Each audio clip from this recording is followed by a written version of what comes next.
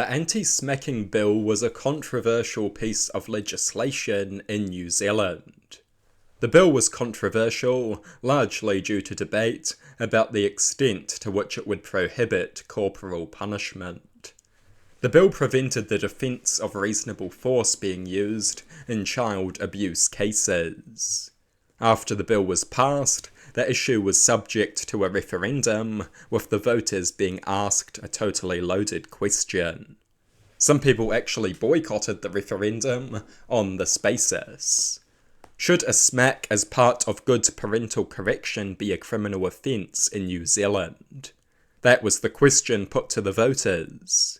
This question is heavily loaded due to the presence of the word good. Good is a morally loaded term that should not be included in a referendum question. Personally, I support this bill.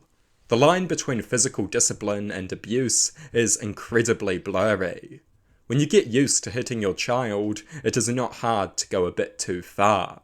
It is not hard to get a bit too carried away.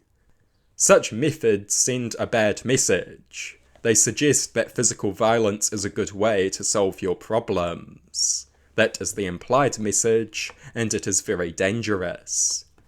Some people like to claim the lack of physical discipline is responsible for all of the bad behaviour from kids these days.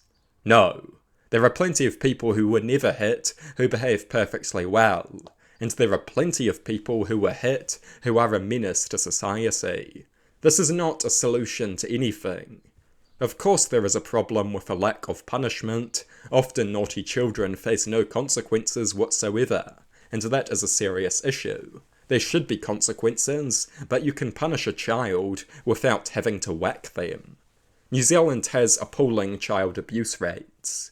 I think the anti-smacking bill was absolutely justified. Right-wingers love to claim that the left neglects the topic of child abuse. And yet, they were up in arms when the left pushed the anti-smacking bill through. Of course they were. Hypocrisy is their specialty.